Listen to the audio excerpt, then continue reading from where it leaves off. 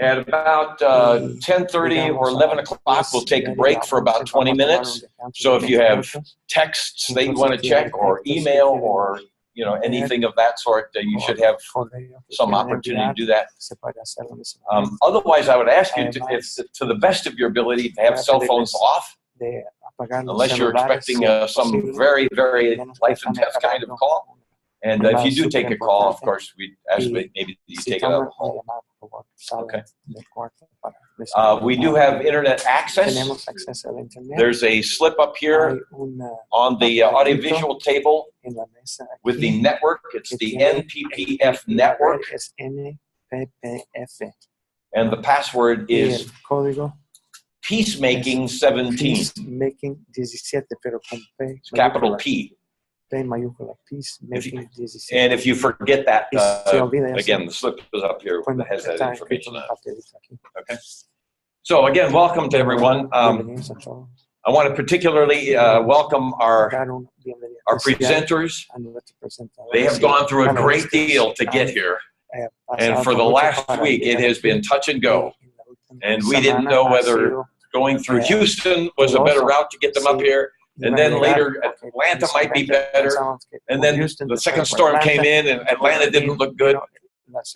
We got almost everybody here. Ironically, our two representatives from Nicaragua, where Winds of Peace Foundation does the vast majority of its work. One was denied a visa, and the other person had a flight canceled. Coming out of Managua and scrambled to get an alternative transportation, couldn't make it.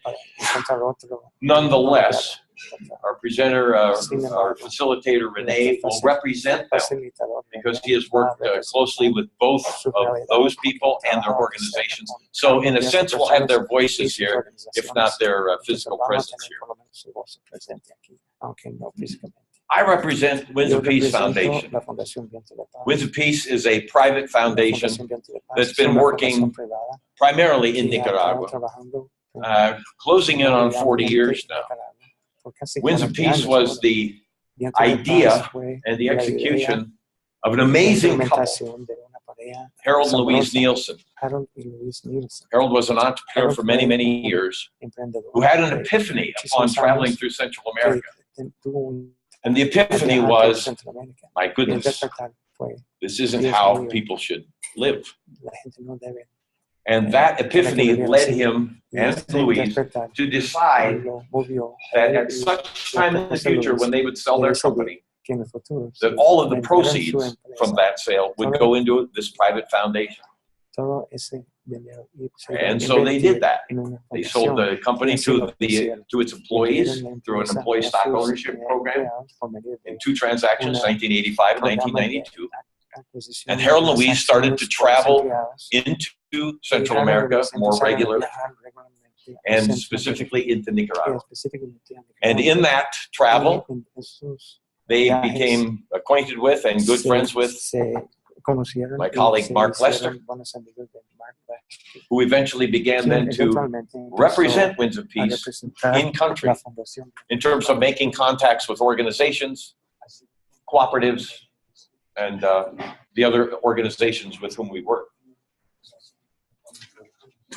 So if you want to know anything more about Winds of Peace Foundation, you can certainly ask me anytime over the next couple of days. But I think it's important to say this discussion, this gathering is not about Winds of Peace. I hate to say, it's not even about all of you. This is about the people, often in the rural countryside, the producers, the cooperative members, that we in our various enterprises are trying to strengthen and assist in ways that are meaningful and important. And so with that in mind, this discussion, this high-level dialogue, as the forum has called it, is meant to be just that. A wide-open conversation, discussion from our various perspectives, serving this clientele that I just mentioned, And so I hope that everyone, whether you are coming from the coffee chain or from academia or from a certification process or from a funding background, will engage fully and openly with each other. Espero que participen plenamente en esta discusión. That's literally all I have to say in Entonces, eso the es way todo of lo que welcome. tengo que decir. Do you have immediate questions or opportunity that I didn't talk about? No sé si tienen otras cosas que We may have some latecomers that'll join us, and we'll get those folks set up and registered. And, try not to be distracted by that. And with that, I'm going to ask Mark to give a brief introduction of our primary facilitator, Renee.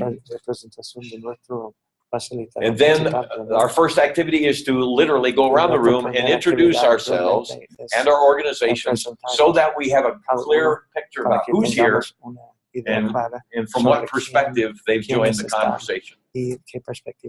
Okay, so it doesn't need to be a 30-minute biography, but a couple of minutes of who you are and where you're from. So, Mark?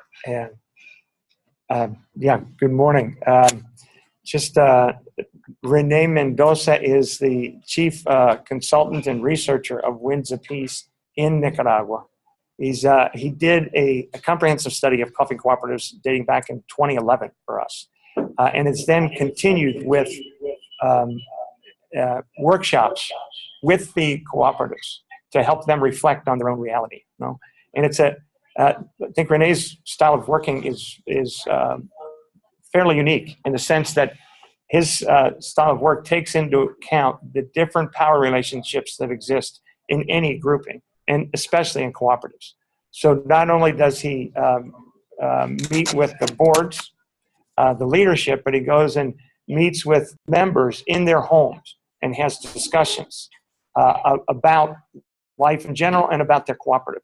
So he's able to bring into the discussion viewpoints that would not be expressed in a public meeting of the cooperative, because people with less power in a community are less likely to speak honestly about their perspective in an environment where more powerful people are present whose support they need to be able to get through the year. And so then he gathers all that input, and when there's an assembly meeting of the cooperative, then puts all the input on the board, and perspectives that would never have been gotten on that board are now on the board, and people have to deal with it. So since 2011, Renee has been doing this work, visiting cooperatives, doing research in that manner, and then helping them reflect on those findings and helping them determine their path forward. Often doing strategic planning with them, very participatory strategic planning, where they set their goals. And then any business in the world always runs into problems in their business life. And most businesses then hire a consultant to help them overcome their challenge. The grassroots cooperatives have nothing like that. And so in a sense, Renee and his team have been performing that role as well. Now, Renee has a long history working in the Nicaraguan countryside. He was one of the founding members of NITLAPAN, which is the Research and Development Institute of the Central American University. And most recently, a couple of years ago, was actually the interim director for a time when they were looking for a new director. So he's got a wealth of experience and comes from a rural background himself, born in Potosí, Bolivia. So I think it's a real privilege to have to be participating with him in this work, and we're looking forward to the dialogue that all of us participate, that all of us bring to this moment.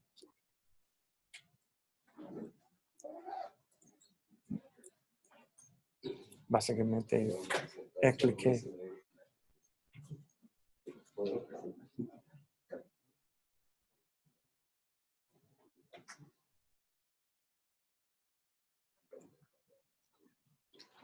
Mi nombre es Juan Fernando Álvarez. Trabajo en la Pontificia Universidad Javeriana y en una red de investigadores One of the researchers llamada CIEC. in an institute called CIEC.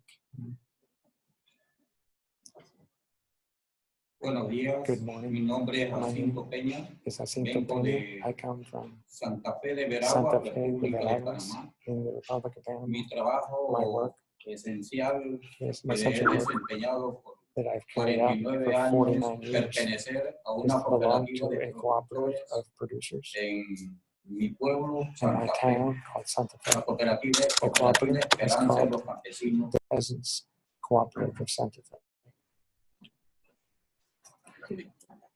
Buenos días. Good morning. Mi nombre es My name Marina is Concepción Marina Hernández Aguilar. Concepcion Vengo de Hernandez. Honduras. I come from Vengo de Honduras. una organización from COMUCAP, que an organization significa COMUCAP, Coordinadora de which Mujeres means Campesinas de la the Paz. coordinator of Peasant Women for Peace. Y ella está Así tienen una muestra. Sí. Oh, and she's got some samples in the back of their products from their cooperative.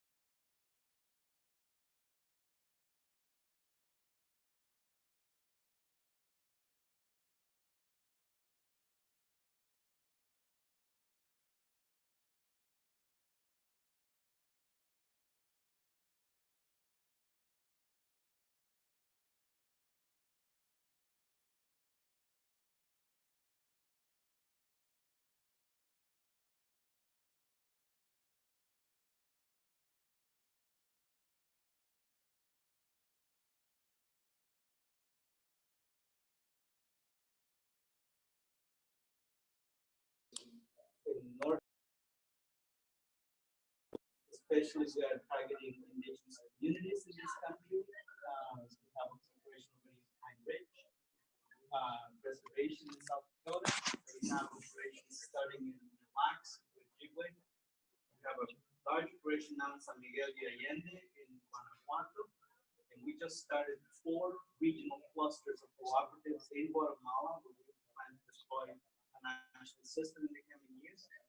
And that's our blueprint right now. We're based out here, and we'd like to be of service in any way related to the forum. We are now studying, planning next year's forum, farmers as peacemakers, and more aligned with that and regenerative way of thinking. Hello, morning. My name is Anna Löwitsch. I'm the general manager of MITCA, a German company. MITCA was founded in 1987 in solidarity with the Nicaraguan revolution and started to import coffee. We consider ourselves being part of the fair trade movement, but we do not belong to the official fair trade, so we don't have the fair trade certification. We import coffee from Central America, mostly Nicaragua, also El Salvador, Guatemala, Honduras, and Mexico. And we try to work especially with small cooperatives, non-vibrant cooperatives, and divide them several cooperatives where we are the only international buyer, and which is different. We're always looking for ways to really promote these cooperatives. Just having one international buyer doesn't really put them forward. And we've been working with the Nicaraguan cooperative, whose secretary was United in Portuguese. And this has been very, very inspiring, the history of that cooperative. So I'm excited to be here because I think the mix of people, of organizations that is here is very interesting.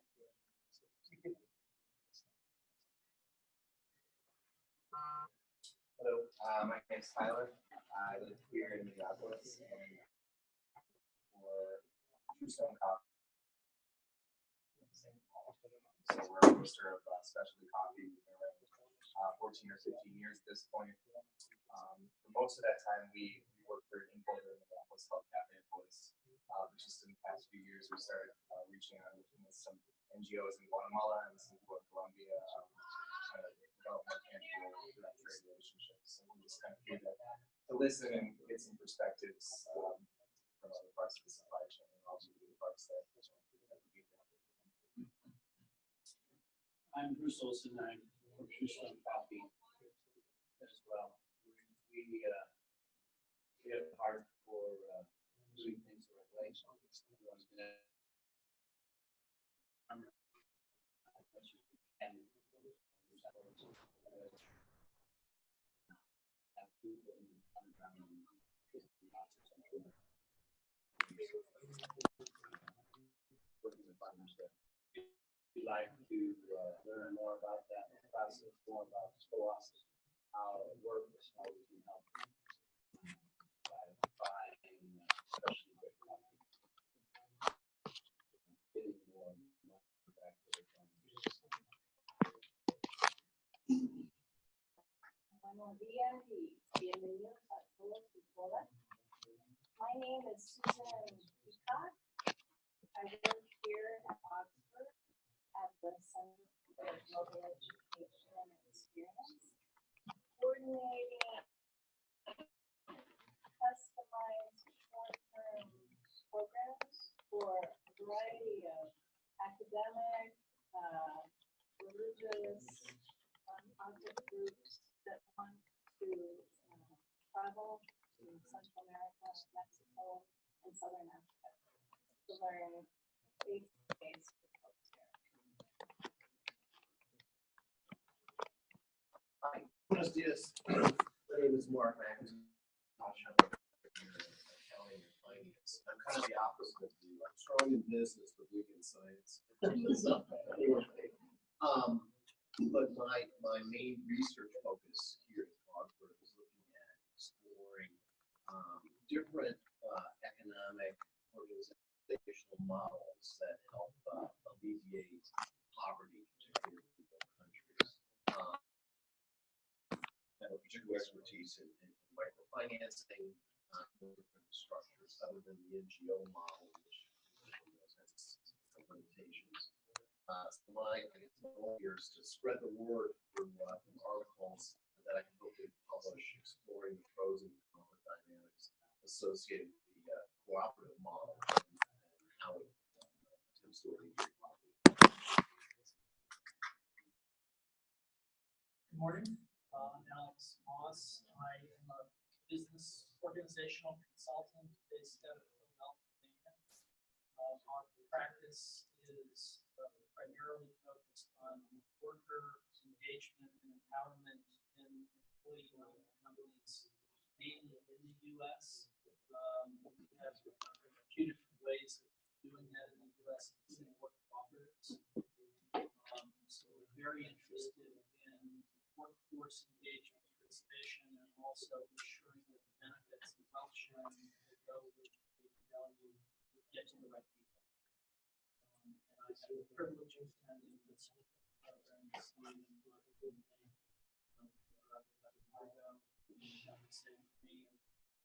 I have always known that there's a lot of challenges in the fair trade, formal fair trade world.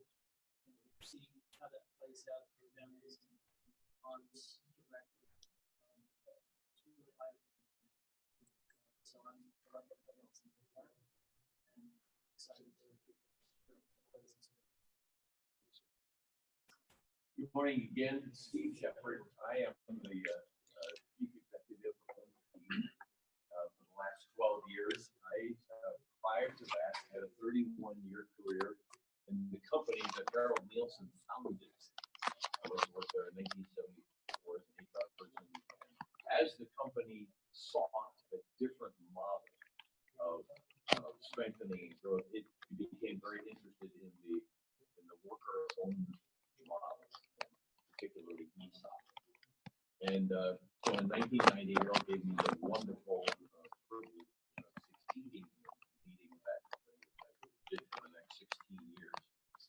And thereafter, CEOs have a shelf life, and like produce, when it gets bad, you need to find an alternative. And so I took an early retirement from the company, and literally the next day, as Harold lay ill in the hospital with pneumonia at the age of 90,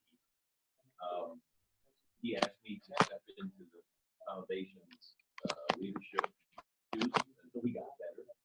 And he did get better. And in the meantime, he said, look, if you'll run the foundation, it's time for Louise and I to try. And so once again, I had the great privilege to succeed Harold Nielsen in this vision and to take the experiences of worker ownership, equity sharing, wealth building, collaborative, participative work, and suddenly find an outlet for that in the cooperatives and many of the organizations that we encountered in Nicaragua was incredible. And we've reached a stage now where many of the methodologies and techniques that we employ, and that Alex can talk all day long about, are very applicable to these organizations. So this idea of bringing together this wide-ranging perspective is really satisfying. I hope that you gain from it, as I'm sure that we will. The other thing that I think is worth noticing on that conferences meet all the time, and maybe on these very issues, some of these very issues that we're talking about. That's not uncommon. What I think might be uncommon about what we achieve here over the next couple of days is that we are looking to achieve or to arrive at some sense of action within our own niches. What, on the basis of what we learn and teach each other, what can we bring to this process that improves it, that strengthens it? And furthermore, a year from now, when the Peace Prize Forum convenes again, they will ask for for representation from this high-level dialogue group. What changed in the last year? You guys had 2 days to come up with some ideas and some actions. A year later, what does that look like? Did anything change? Were there any improvements made in any quarter? And I think that's an exciting follow-up to what we'll experience in the next couple of days. So tuck that away on your calendar because a year from now, we'll have the opportunity to come up with any that year and see what business like. Again, welcome. Thanks. Good morning. My name is Susan. I was there and have for the last 30 some years. I worked there as a translator and also occasionally with Oxford University Center for Global Experience as a consultant in both short-term programs and also taking a class. I don't work directly with cooperatives, but I feel really privileged to be here. These sessions will help inform my work with participants on travel seminars and courses. Hello. My name is Michael Garcia. I come from Nicaragua. I'm the director for Lutheran already, an international NGO based in Baltimore, Maryland. And we have been working in Nicaragua for the last 13 years, mostly with cooperatives, coffee and cocoa producers, and personally, I have been working with cooperatives for the last 13 years all over the country. So I'm very excited to be here with you to discuss something I love. And yeah, I think we can share a lot of information about what we are doing. What we have to do to improve it. Thank you. One late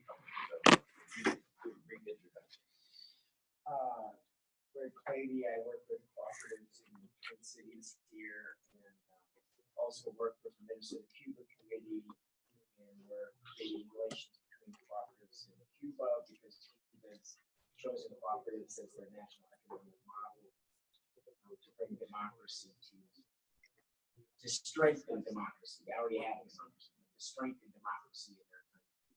They have 200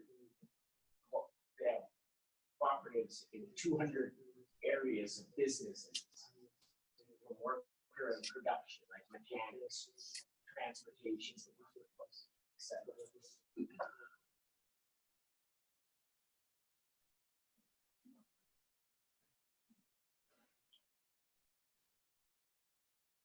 Mark, just last but I wanted to introduce Kristen Mattingly, who makes all this happen. Hi, I'm Kristen Mattingly. I work in the IT department at Oxford University.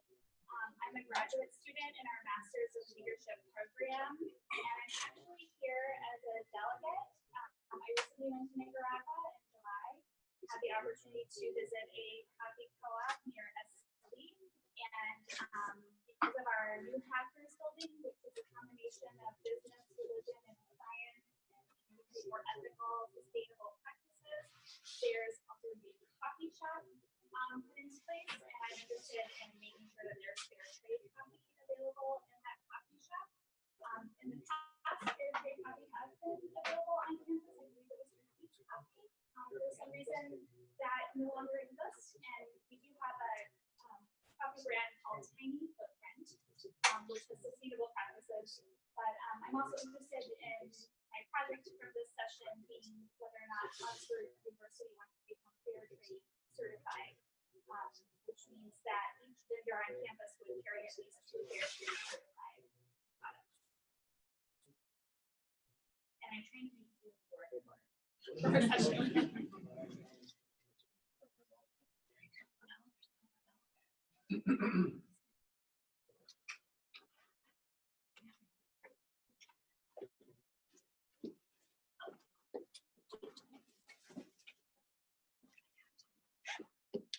What they're working on is this is also supposed to be broadcast Zoom so that people that aren't able to make it can participate online. So that has been sent out. Can we continue? You can continue. My computer is being used right now as the video. So if Renee is going to be speaking.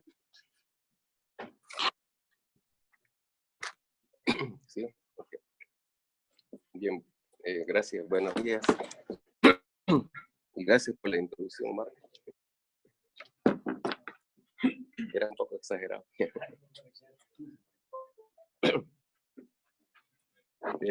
Muchas gracias. Solo de las presentaciones siento una familiaridad entre el grupo presente acá. Y me gustaría mencionar algunos nombres para recordarlos. Y, por ejemplo, don Jacinto Peña, de Panamá.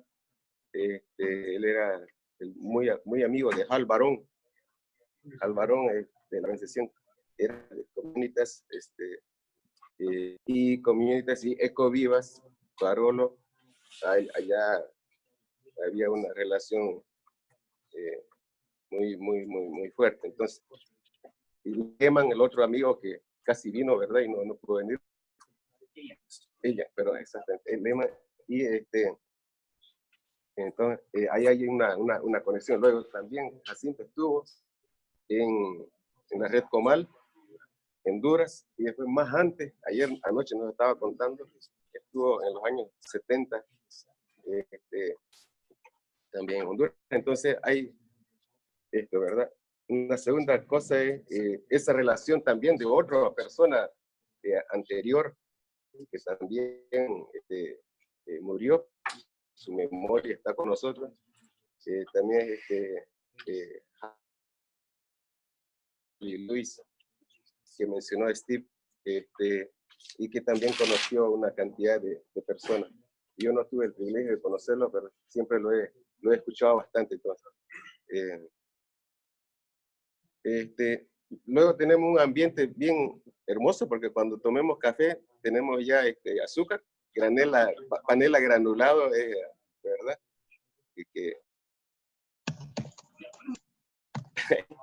¿Verdad? Y decía Alex y nuestro amigo allá que dijo que queremos mucho, de muchos años. Y el apellido de Ronaldo yo creo que resume bastante, porque tiene un apellido enamorado. Entonces, algo...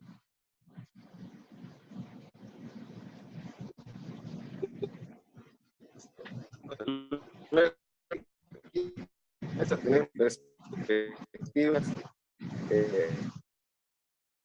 ¿verdad?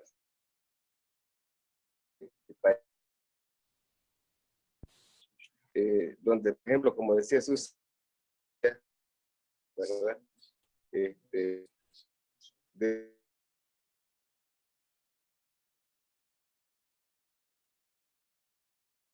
Al revés, ¿no? Y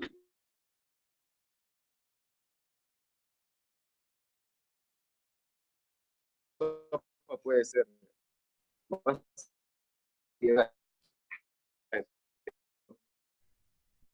estamos en estos puntos. Como decía Ana de Alemania, sentimos mucho que una de nuestras colegas no pudo, doña Corina, pero vamos a hacer el esfuerzo de presentar el caso más tarde.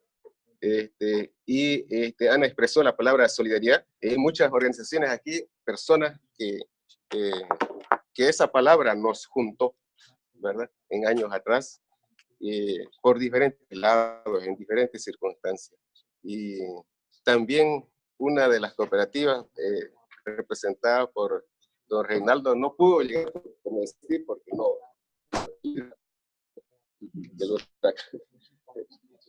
Entonces, y su cooperativa se llama Cooperativa Solidaridad.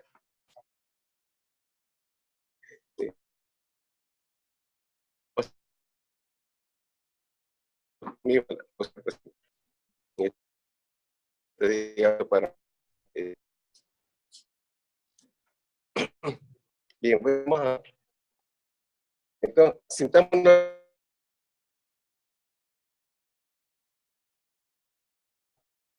de, demos, tocamos,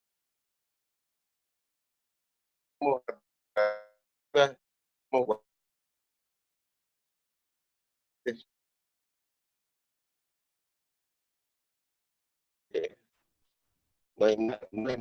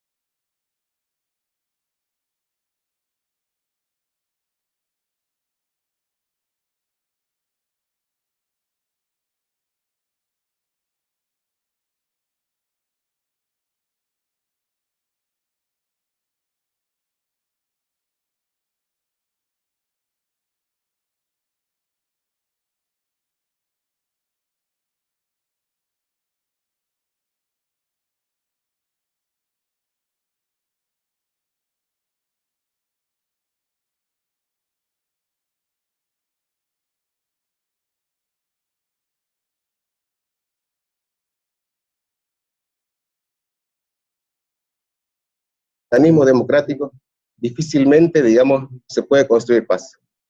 Viene la violencia y más tarde viene la guerra. Tenemos años de paz y vuelve la guerra. ¿Por qué? Porque no hay nada que haga fuerte a una familia, a una organización, a una sociedad. Y una sociedad débil va a caer frente al dominio de cualquier fuerza. Este es, ¿verdad? Como... Y en ese de fortalecer la sociedad, nosotros ubicamos a las organizaciones asociativas, ¿verdad?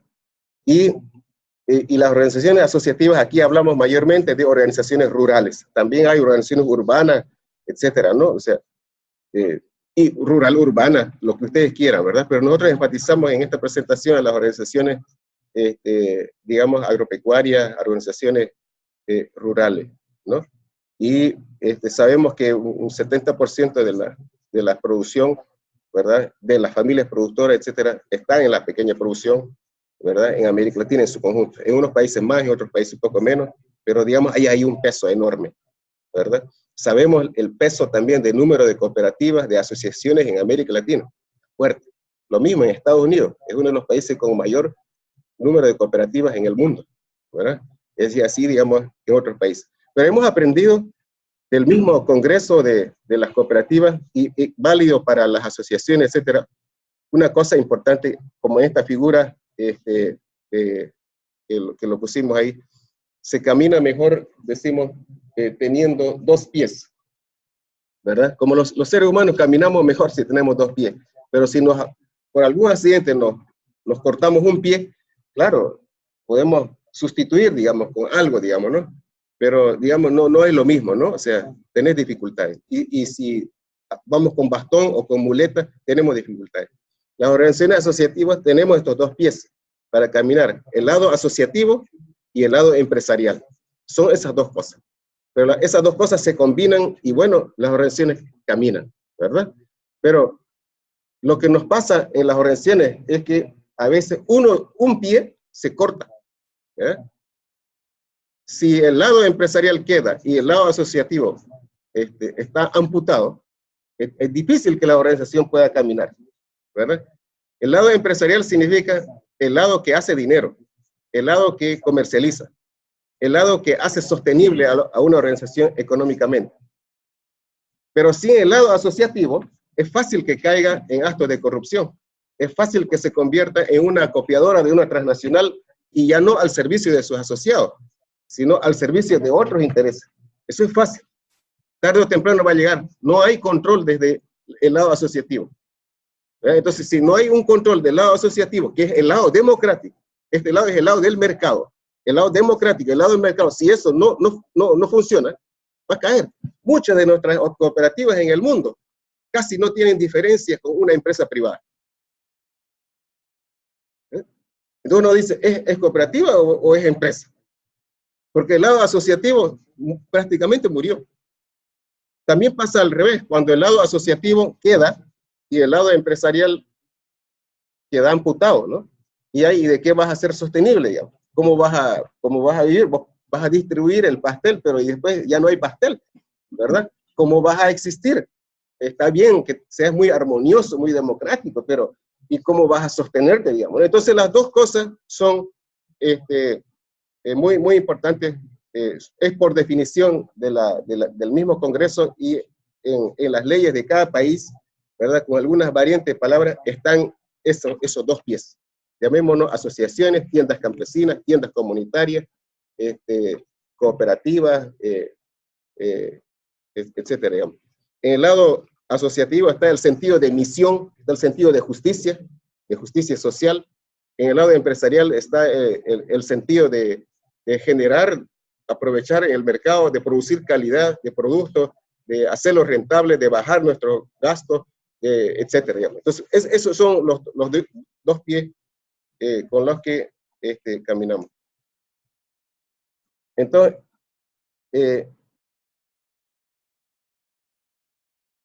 luego, digamos, tenemos, en esta lámina quería mostrarles, digamos, las sociedades organizadas influyen en la paz, ¿no? En que una paz sea bien duradero. Y estamos pensando ahorita, por ejemplo, con nuestro amigo Juan Fernando aquí en Colombia.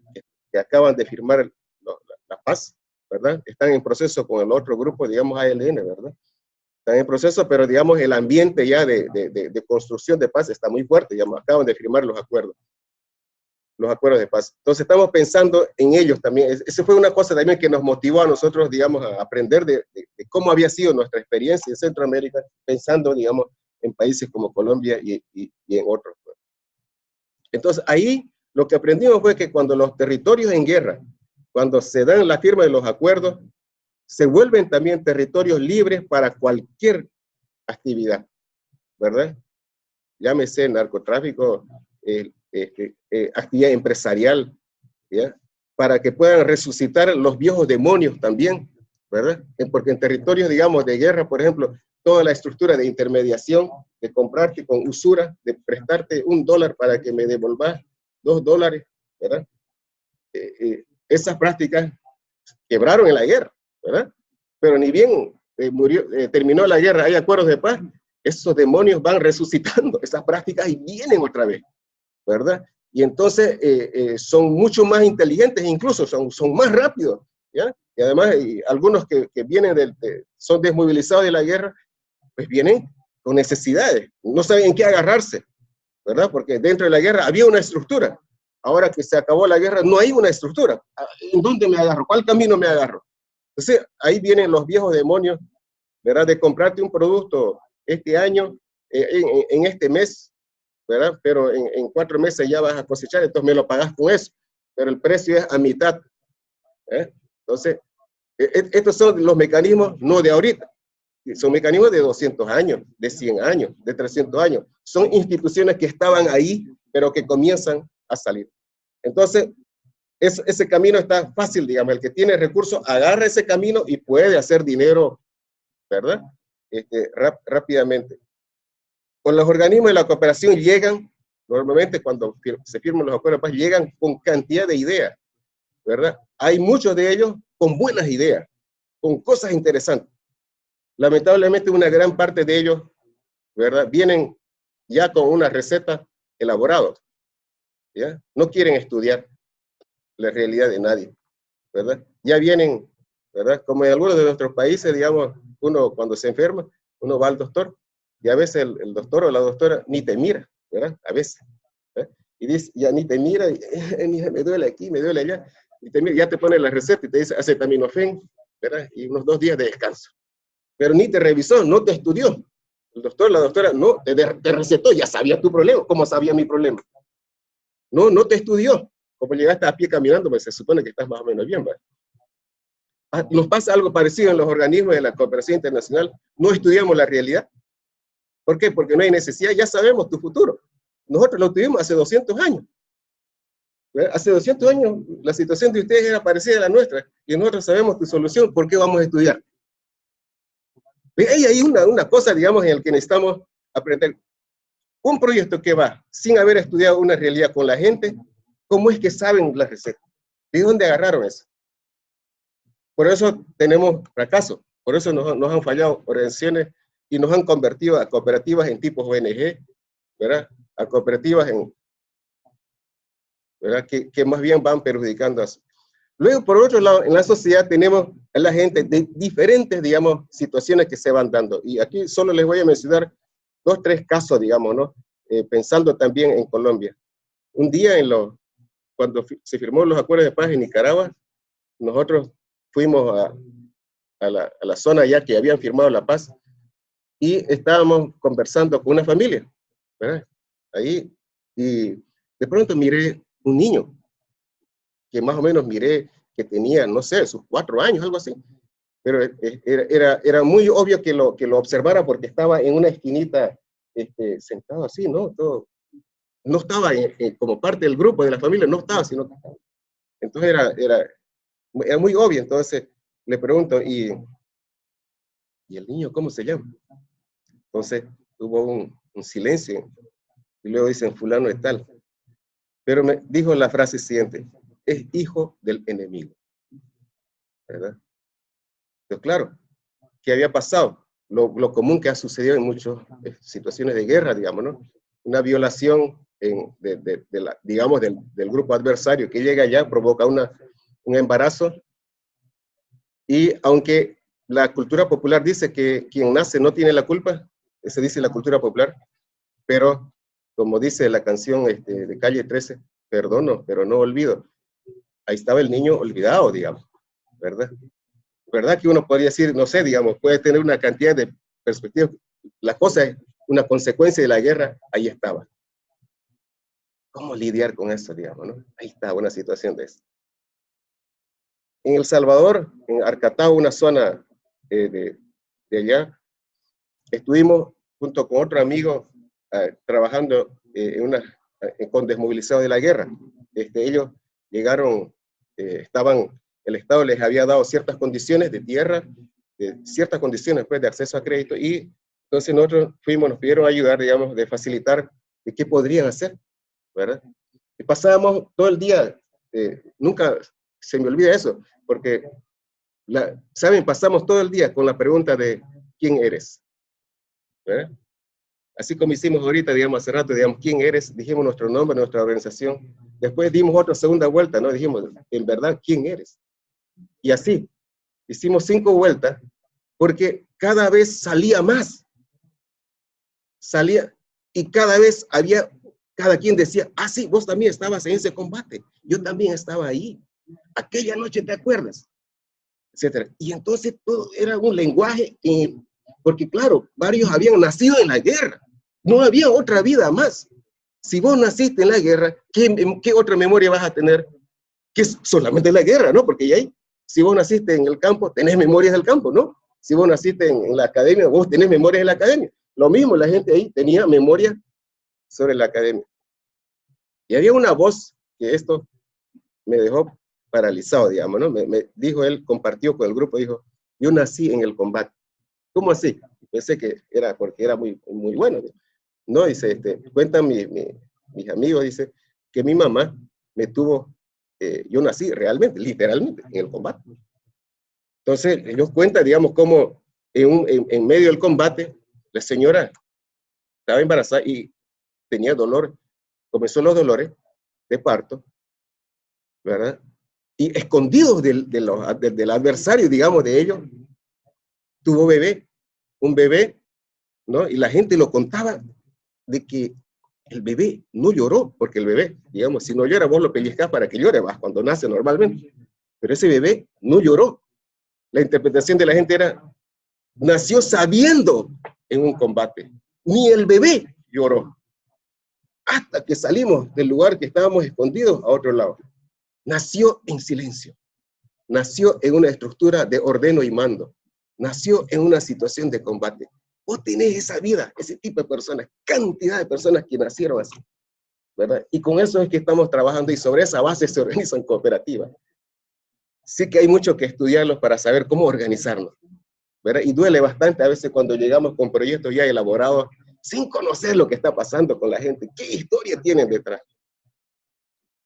Cuando firmaron los acuerdos de paz en Guatemala, otra amistad, ¿verdad? Fuimos a otro lugar, allá,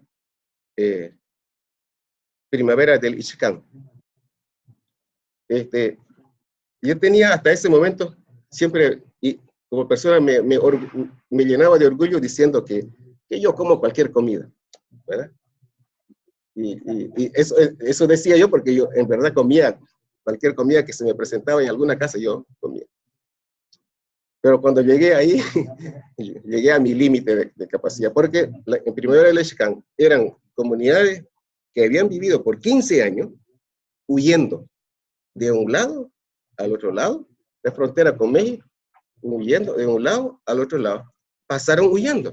Y entonces no había tiempo para sembrar frijol, para sembrar maíz. No había tiempo para sembrar nada, porque ahí estaban los aviones, ahí estaba el combate. Entonces aprendieron a comer de lo que hay. ¿Y qué hay? Bueno, del monte, de la montaña, ¿verdad? Entonces me invitan a un cafecito, ¿verdad? Y claro, ¿esto no es café? ¿Verdad? Pero claro, encontraron ahí un bejuco que más o menos por ahí iba, seguramente probaron, lo experimentaron, pasaron ese periodo, comían de la montaña, hicieron otra dieta, ¿verdad? Y ya cuando ya estábamos cuando nosotros llegamos ya estaba ya había acuerdo de paz. Y obviamente que tu dieta no lo vas a cambiar ¿no? en 10 años, en 15 años. Te acostumbraste a una dieta, no vas a cambiarla de 8 a la mañana. ¿Va? Todavía seguían comiendo, pero entonces nosotros tuvimos que pagar las consecuencias, porque realmente no podíamos acostumbrarnos a la comida, digamos, ¿no? Entonces, tener esa experiencia. Y ahí una frase, ¿verdad? Con la cantidad de gente de una señora nos impactó enormemente. Ella dijo lo siguiente, mire, dice, tenemos esta posibilidad de la tierra. Mi marido murió huyendo. Cuando estaban huyendo en uno de esos, allá cayó. Sus últimas palabras eran, dejarle algo a nuestros hijos. Yo lo único que quiero es un pedazo de tierra para dejarle algo a mi hijo, a mi hija. No quiero algo colectivo, porque si no, no lo voy a dejar nada a la gente. Y ahí teníamos una tensión, una ONG que estaba trabajando, quería algo colectivo, porque en su mente la ONG, eso era lo comunitario, era lo más hermoso, era lo más armónico, era lo más lindo. Además, dice el Señor que es así. Si vos lees la Biblia, dice así, tenía toda una argumentación. Pero la gente lo que quería era algo para heredar. ¿Cómo lidiar con eso? Esas son, digamos, las realidades que nos encontrábamos, ¿verdad? Deseo de cumplirle, digamos, a mi marido. ¿Verdad? Salir a lo claro, ¿no? La frase de salir a lo claro fue muy conocido, muy sonado en Guatemala. El sueño de las personas de la guerra, que todos los días eran oscuros, ¿verdad? Entonces, un día vamos a salir a lo claro. ¿Y qué es salir a lo claro? Bueno, a un lugar donde no haya más guerra, digamos. Esta aspiración tremenda. Yo creo, digamos, estamos en este contexto, surgen las cooperativas, las asociaciones, las tiendas comunitarias, las tiendas campesinas, ¿verdad? Y cantidad de organizaciones que continúan desde esos años, muchos de ellos desde más antes. Algunas organizaciones en el boom de la cooperación internacional se volvieron ONG, eran ejecutadores de proyectos, ¿verdad? Nuestros líderes eran especialistas en hacer informes, porque la agencia de cooperación lo que quiere es el informe. Muchas de nuestras organizaciones, muchas de nuestras agencias de cooperación lo que quieren es el informe, no quieren saber cómo va la vida de la gente, lo que quieren es el informe. Entonces nos volvemos expertos en hacer informes. ¿Verdad? Un investigador analizando las organizaciones indígenas en Guatemala, Charles, por ejemplo, dijo que había organizaciones indígenas permitidas y organizaciones indígenas rebeldes. Las permitidas eran aquellas que aceptaban los proyectos y las condiciones bajo las cuales les daban los proyectos, ¿verdad? Y las rebeldes eran, no, yo voy a defender a mis asociados y yo nací por esta razón, es que yo tengo una agenda. Entonces es rebelde, ¿verdad? Y estaba difícil que puedas conseguir un proyecto, porque tu agenda propia no nos interesa, digamos. Nos interesa que ejecutes este proyecto porque nosotros sabemos que eso es lo mejor para ustedes. Entonces, un poquito, por eso surgieron, digamos, ¿qué es organizarse? En muchos casos, la palabra, el significado de organizarse fue cambiando, ¿verdad? Cambió. En algunos lados era para beneficiarse de un proyecto. Para eso es organizarse. Es que yo soy organizada. Así. ¿Y en qué está organizada? Es que me organicé para un proyecto. ¿Verdad? ¿Qué es organización? Es tener gerente y oficina. Si una organización no tiene oficina, no tiene un gerente, mujer u hombre, eso no es organización. En muchos casos nos pasó eso. Es tener presidente con algo de estudio. Porque ¿qué le vamos a nombrar a alguien que no sabe leer y escribir? ¿Y por qué? Porque los proyectos dicen que hay que hacer varios informes, ¿no? Y entonces, ser presidente es alguien que tiene capacidad de gestionar recursos externos. Si no tiene capacidad de gestionar recursos externos, este no es buen presidente, este no es buen líder. ¿Verdad? Es decir, aquella idea de que vos te organizás y vos desarrollás liderazgos en torno a tus recursos para resolver problemas tuyos, ese tipo de idea fue diluyéndose, y hacer una cooperativa es cosa de 40 horas, ¿verdad? Alguien te da unas charlas de 40 horas y se acabó, vos firmás, listo. Sea de donde sea, ni te conoces entre sí. En muchos casos tuvimos esa experiencia, en muchos casos teníamos 60 personas que se organizaban en una cooperativa y uno con otro no se conocían. ¿Y cómo hay que formar organización? Es que nos dijeron, bueno. Por eso tenemos, ¿verdad? Las organizaciones que realmente contribuyen a la paz, nosotros pensamos que son tipo estrella de mar. Son organizaciones tipo estrella de mar, que aunque le cortes los pies, ¿verdad? Vuelve a nacer, ¿no? Esa es la imagen de estrella de mar, ¿verdad? La estrella de mar, si vos le cortás una parte, lo que sea, vuelve a renacer, ¿no? No muere, digamos, ¿no? En cambio, una araña, vos lo cortás la cabeza o lo sobornás, se acabó la organización, ¿no? ¿Ya? Es como una hacienda, digamos, ¿no? Muerto el gran jefe, se acabó la cosa, digamos, ¿no? Pero las organizaciones que persisten en el tiempo son tipo estrellas de mar. Llámense tiendas campesinas, tiendas comunitarias, o cooperativas, asociaciones. Esas organizaciones tienden a existir. Pero qué difícil es hacer, digamos, eso. Las organizaciones asociativas vienen desde hace siglos, 2 siglos por lo menos, digamos, ¿no? Un siglo. Mucha gente dice desde más antes, etc. Tiene mucha historia, ¿verdad? Pero necesitamos, digamos, no solo aplicarlas a cómo vienen, ¿verdad? Porque son un cascarón. Necesitamos ver, digamos, nuestras realidades. Entonces, pusimos estas 2 preguntas. ¿Bajo qué condiciones las cooperativas contribuyen a una paz? Revisando experiencias por aquí y por allá, fuimos agarrando. Muchos de ustedes conocen algunas de las experiencias que voy a mencionar, ¿verdad? ¿Y qué forma de apoyo requieren esos procesos asociativos, esos procesos cooperativos? ¿Qué apoyo requieren? ¿Verdad? Y pensando en Colombia o en otros países. Esas son las 2 preguntas, digamos, que nos guían. Y ahí puse esta figura, ¿verdad? Poniendo en el centro, digamos, la idea esta de que cuando hay un periodo de posacuerdo, tenemos realmente estos conflictos. Es una mezcla entre cooperación y conflicto. Siempre estamos ahí. No hay una cosa solo de cooperación y armonía, ni hay solo una cosa de puro pelea y pelea y pelea. Pero siempre estamos metidos ahí. Y aunque en la figura aparecen separados las cosas, digamos, de adentro y las cosas de afuera, ustedes saben que en la vida real somos como, no hay fronteras, digamos, ¿ya? Por ejemplo, doña Ana mencionaba que está trabajando con varias cooperativas, y realmente hay una alianza, digamos, entre MITCA, su organización, ¿verdad? Pasando por otras organizaciones, hasta que llega a la cooperativa, digamos, de primer grado o a una asociación. Hay una relación, ¿verdad? Esa vieja relación que hay, por ejemplo, entre Ecoviva, Comal, La Esperanza de los Campesinos, El Salvador, es una relación, digamos, ¿verdad? Y ahora más con la tecnología, aún más, hasta la comunicación se da, se mandan mensajes y si en 3 horas no contesta, ella dice, ¡ay, no me contestaste! Es como cuando estás en el cuarto del vecino, digamos. Entonces, hay esos elementos desde afuera y un tipo de acompañamiento. Entonces, voy a mencionar unos aspectos, digamos, de cada lado, ¿verdad? Pero si quieren ahorita parar un poquito y también, ¿ya? Si ustedes...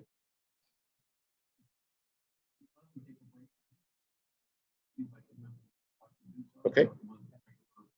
Thank you.